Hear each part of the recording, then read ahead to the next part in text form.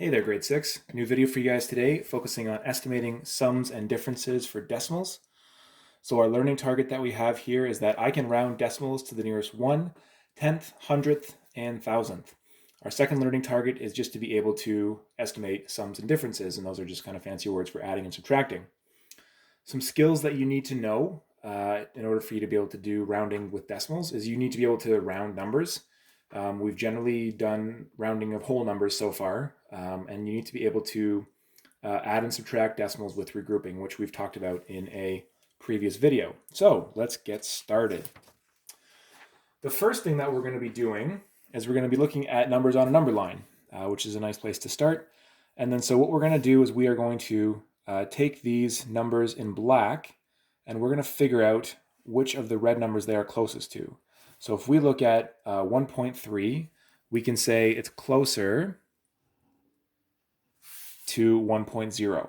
If we look at 1.8, we can see that it's obviously closer to 2.0. The same with 2.1, it's going to go down to 2.0. And then 2.6 is also going to round, it's going to go up to 3.0. That's the number that it's closest to. So we've kind of answered this question. Now, what we are doing here is called rounding. And to be more specific, we're actually rounding with decimals. And so let's try some other ones for a second. Let's put some of these numbers on the number line because we're a little bit squished for space here. 1.4 goes right here. 1.9 goes right there. 2.7 goes right here. And then 2.2 goes right there. And again, we got to figure out what red number these ones are closer to. And so 1.4 is still closer to 1.0. 1.9 then is closer to 2.0. 2.2 is still closer to 2.0. And 2.7 is also closer to 3.0 here. And so again, we're doing some rounding using a number line. And then what we move on to is we're going to start rounding decimals to the nearest whole number. And so what we have here is we have this table. We have two headings, closer to 3.00 or closer to 4.00. And then we have a big list of numbers here, and we got to figure out if it's closer to 3.00 or 4.00. So let's just start putting numbers. And if you want to pause it and figure this out first to practice before you see what I do, that's fine. You're welcome to do that now. So maybe just pause it for a sec. And then once you start it up, here we go. So 3.42 is closer to 3.00. 3.56 is closer to 4. 3.12 is closer to 3.00. 3.85 is closer to 4. Cross some of these off that I've got them now. 3.52, also closer to 4. 3.32, closer to 3. 3.27, still closer to 3. 3.90, closer to 4. 3.09, closer to 3.00, and 3.51, closer to 4. So we've figured out where all of these numbers go. And so the question here is, what digit are you looking at to make your decision for whether or not it's closer to 3 or 4? And so what we're doing is we are looking at the tenths. The first number after the digit, after the decimal, is going to tell us if the number is closer to 3 or if it's closer to 4. And so the rule that we can say here is when the tenth digit is 0, 1, 2, 3, or 4, we're going to round down. And notice that all my tenths digits, 4, 1, 2, 3, and 0, all made us round down. We would have rounded down to 3.00.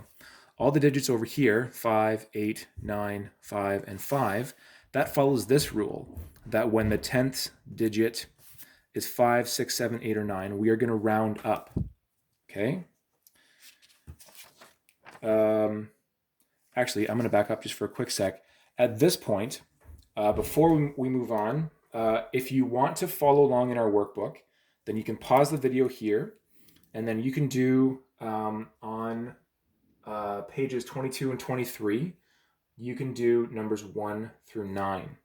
So just pause it now and then do those questions. If you don't want to, you can keep watching, because what I'm going to move on to is rounding decimals. And so the rules for rounding decimals are actually, they're pretty much the same as rounding for whole numbers. So what we see is a number here, 7,248. And what I've written here is that we're going to round to the nearest hundred. And so what I've done is I've underlined, this is the hundreds number. I gotta move my finger. This is the hundreds number.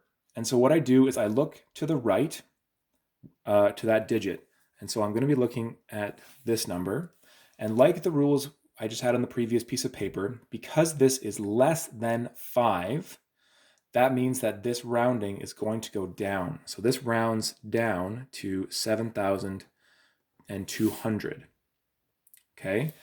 Now, if this number had been something like 7,268, and I was rounding to the nearest hundred, then again, look to the number to the right, and because that is 5 or more, then this number that's underlined is going to be raised. It's going to go up.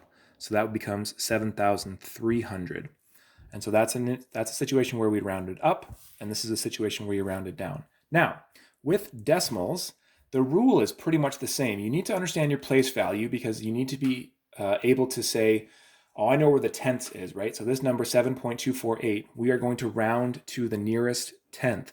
And I know that the nearest tenth is the first digit after the decimal place. So that's what I'm going to be rounding. I'm going to figure out if that's going to stay a 2 or go up to a 3. I look over here at the digit to the right, and it says it's a 4. So that means that this number, 0.248, is going to get rounded down.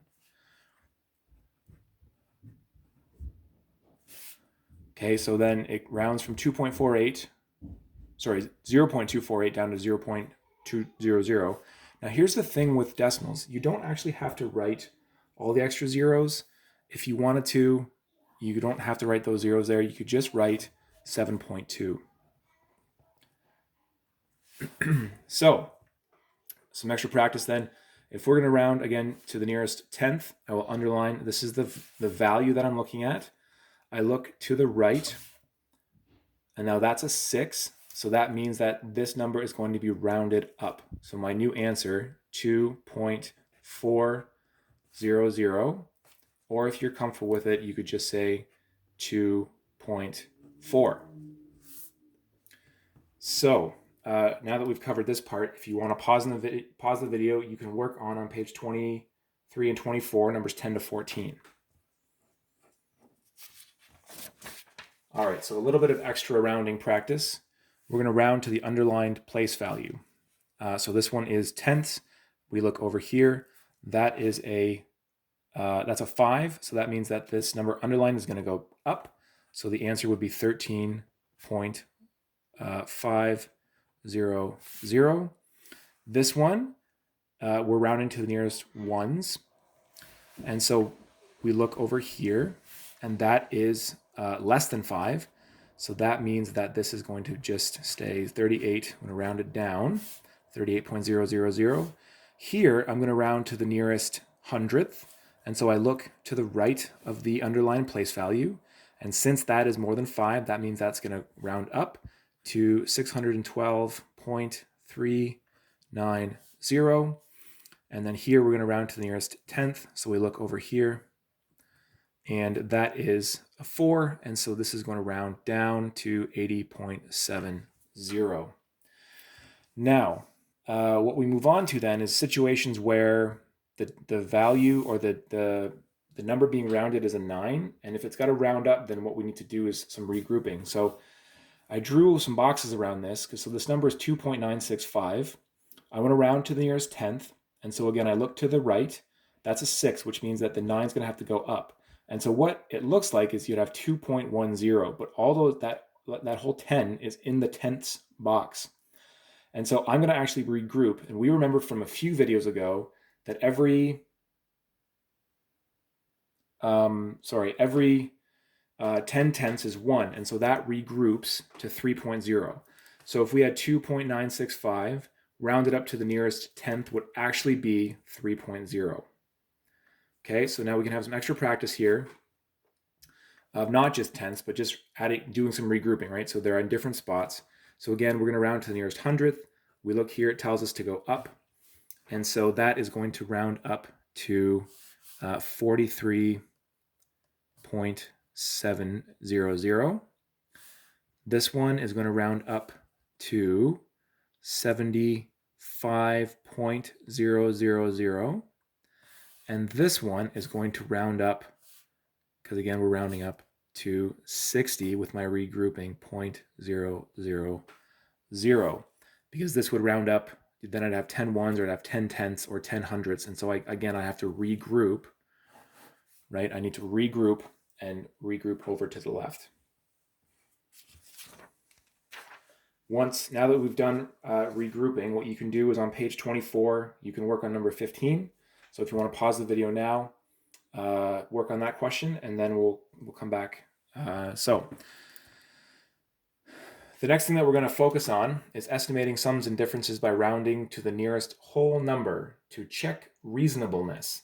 And all that means is, like, when you've done a question and you want to double check if your answer is reasonable, if it's not out from left field, and what we're going to do is we're going to round to, generally speaking, the nearest whole number. So in this situation, I have 162.34. I'm going to add 16.234. And so I round to the nearest whole number. And so that becomes 162 plus 16, which is going to give us 178. And so that's just a way for checking reasonableness of an answer. And so a bit of practice here. Now, just a quick reminder that this symbol means approximately. So just when you see that wavy equal sign, just remember that that's what that means. So if I round to the nearest whole number, if I have 23.52, that's going to round up to 24. And then 11.18 is going to round down to 11. And then if I have 24 plus 11, that's going to give me 35. And so if I were checking for reasonableness, that would be my reasonable answer. Here I'm rounding to the whole numbers, so that would be approximately 388. And then this is going to round down to 53. And I got to just do the subtraction over here. And that's going to be 335 is my reasonable answer. Okay, so again, pausing opportunity. If you would like, you can pause and work on 16 through 18 on page 24 in the workbook, and add a little bit more practice over here. Just some last bit of stuff with estimating using word problems. For estimating sums and differences of decimal numbers, you can round to various places, whatever's going to make the most sense. And again, you have to read the question closely to figure out what's going to make sense. Sometimes it's going to be the nearest whole number. Sometimes it's going to be the nearest tenths or hundredths or whatever. You are going to come across questions in the workbook that ask you to round to different values, okay? You also need to consider if your rounding is going to raise or lower the answer. So for example, Jackson has $15.87. He pays $11.02 for an app on the App Store. Approximately how much does he have? And then how much does he have exactly? So I've done an approximate answer where I've said $15.87 minus $11.02 in terms of money is roughly $16 minus $11, which gives us an approximate answer of $5. That's our reasonable estimate. Okay, now what I'm going to do is do the actual subtraction for the exact answer. And so that's a 5, that's an 8, that's a 4, and that's a 1. And so, nope, that's a 0, because 1 minus 1 is 0, and I know that. So $4.85 is the exact answer. And so just be aware that I've changed my estimate was actually 15 cents higher than the real answer. So just be aware of those things. I think that that's all the steps that you need to answer the questions out of the workbook. And so I hope you guys have a great day, and I will talk to you soon.